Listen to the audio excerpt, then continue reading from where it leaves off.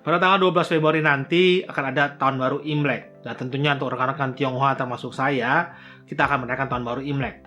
Nah, tapi ada banyak sekali pertanyaan yang masuk. Apakah seorang Kristen masih boleh ikut perayaan tahun baru Imlek? Atau pertanyaan seputar tentang Imlek. Nah, tentunya sebelum kita jawab ini, kita perlu dulu mempelajari apa sih sebenarnya Imlek, ya, tahun baru Cina ini. Nah, Imlek itu atau perhitungan kalender Imlek adalah perhitungan kalender berdasarkan bulan, ya, lunar calendar. Dan perhitungan kalender bulan ini adalah suatu kalender yang sangat umum, ya, zaman 4000 tahun yang lalu, ya. Kalender Imlek sekitar 4500, jadi 4000-3000 tahun yang lalu, hampir semua peradaban di dunia ini mempunyai kalender bulan, ya. Dan kalau kita pelajari juga sekarang di kawasan Asia Utara, hampir semuanya itu menggunakan kalender yang sama dengan kalender Imlek ini. Karena itu tentu karena pengaruh kerajaan Cina yang kuat di zaman itu. Sebagai contoh misalnya, kalau kita hari ini melihat kalender, kita lihat di Korea, misalnya Korea itu merayakan tahun baru Imlek juga, ya. Mereka sebenarnya Lunar New Year bertangan yang sama. Vietnam merayakan tahun baru Tet ke tangan yang sama.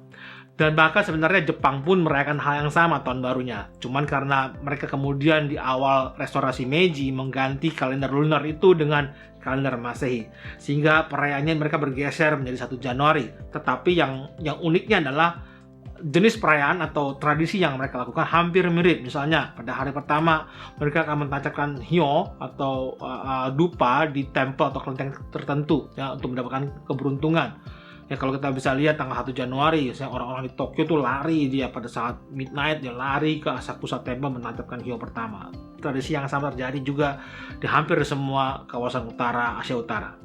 Nah, tentunya kalau kita lihat begini bahwa kalender itu udah 4500 tahun yang lalu, dan perhitungan kalender bulan ini adalah tradisi, ya, atau hasil kebudayaan manusia. Oleh sebab itu kalender tidak masalah. Nah, permasalahannya karena ini 4000 tahun 500 yang lalu, maka banyak sekali tradisi-tradisi perayaan itu yang kental dengan tahayul dan agama-agama kuno. Ya, karena zaman dulu tidak ada orang ateis. Semuanya punya agama, semuanya percaya tentang sesuatu. Oleh sebab itu perayaan ini pun melekat sekali dengan masalah-masalah tahayul. Dan ini yang harus kita bisa pelajari dan kita bisa minta hikmat supaya kita bisa menelaah mana yang tahayul agama dan mana yang tradisi. Nah, di tradisi Cina misalnya ada satu yang sebagai contoh adalah suatu perayaan tahayul atau tradisi tahayul. Misalnya ada tanggal 1 tanggal 1 pertama Imlek itu tidak boleh nyapu atau tidak boleh buang sampah karena akan bisa buang hoki. Nah, tentunya ini ada tahayul, masa hoki kita dari sapu pembuangan sampah. Nah, terutama kita orang Kristen, kita percaya bahwa berkat datang dari Tuhan, bukan dari masalah buang sampah atau sapu menyapu. Nah, ini adalah contoh tahayul dan tentunya kita tinggalkan itu. Demikian juga dengan perhitungan Shio. Nah, ini kental sekali. Tiap tahun baru Imlek kita selalu dengar, kita tahu tahun ini tahun apa, tahun ini tahun apa, dan tahun depan ini tanggal 12 Februari tahun kerbau, ya, atau sapi, ya, itu Shio-nya. Dan tentunya adalah astrologi, dan tentunya sebagai astrologi juga kita tidak mengikuti, tidak percaya hal itu. Termasuk astrologi dari dunia barat misalnya Virgo, Leo segala macam, kita tidak lagi mengakui itu sebagai kebenaran. Jadi kita harus tinggalkan. Tapi ya kalau tradisinya oleh tahun baru ya kita ngerti, tapi kita tidak mengikuti dan tidak memahami bahwa akan jadi seperti itu, ya, terutama perhitungan Shio. Dan masih banyak lagi tradisi-tradisi yang misalnya barongsai atau petasan, yang melakukan petasan untuk mengusir roh jahat, barongsai datang untuk mengusir roh jahat, membawa keberuntungan. Ini semua adalah tahayul dan kita percaya.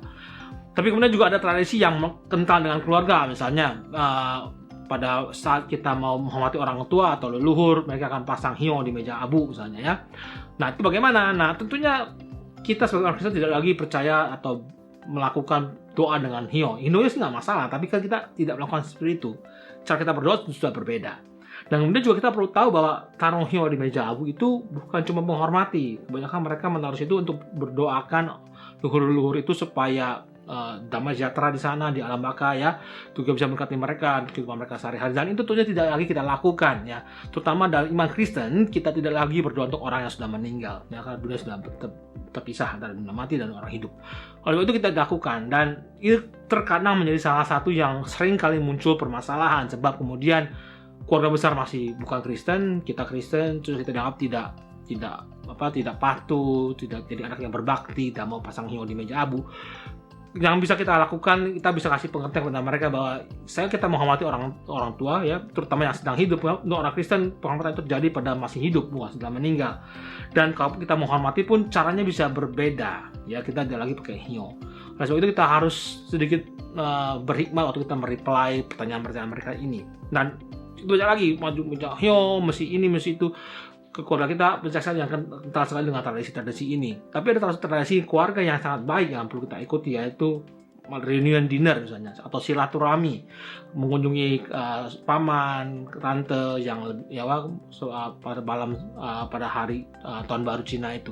Ini adalah sangat yang baik karena silaturahmi itu sangat penting. Dan malam Cid atau Sacap Meng kita kumpul bersama, terutama zaman sekarang di mana orang tinggal di luar kota, jarang berkumpul, maka setiap tahun sekali kumpul semua mudik ya ke kota, ketemu makan malam bersama. Dan tentunya tahun ini nggak bisa karena COVID ya, tapi tahun-tahun berikutnya mungkin kita bisa lakukan itu, dan itu sangat baik. Dan kekristenan pun juga memberikan cara bahwa kita pun perlu melakukan jalur silaturahmi terhadap keluarga. Tapi kemudian juga ada pertanyaan yang sering kali muncul adalah apakah kita boleh makan dari meja abu atau doa makanan yang telah disembayangkan di meja abu. Nah ini kalau kita jawab akan sangat panjang ya, karena ada banyak sekali dalilnya dan segala macam. Tapi yang paling saya anjurkan untuk rekan-rekan, silahkan baca surat Paulus di Korintus, yaitu 1 Korintus 8 sampai 1 Korintus 10. Nah saudara baca ini, sebab ini sebenarnya mirip dengan yang kita hadapi juga, karena waktu itu Paulus sudah memberi nasihat kepada jemaat Korintus ya, kalau mereka sedang diundang perjamuan ya, untuk orang-orang elit itu biasanya mereka akan makan daging dan segala macam yang telah dipersembahkan kepada dewa-dewa tertentu ya. Dan tentunya itu caranya bagaimana menjawab apakah kita makan atau tidak makan, Paulus sudah membahasnya. Nah jadi untuk teman-teman yang kebingungan apa kita boleh makan meja abu atau tidak, bagaimana pendapat kiri kanan salah, nah silahkan baca di 108 sampai 110. Dan nanti mungkin di episode berikutnya mungkin saya buka juga bahas tentang hal ini, bagaimana soal idolatry, penyembahan berhala, dan bagaimana kita menjawab secara hikmat dengan baik dan benar kepada teman-teman atau keluarga kita yang dituakan. Tapi saya hanya kasih satu kunci saja untuk kita yang sedang akan merayakan Imlek di minggu depan ya, tanggal 12 ini.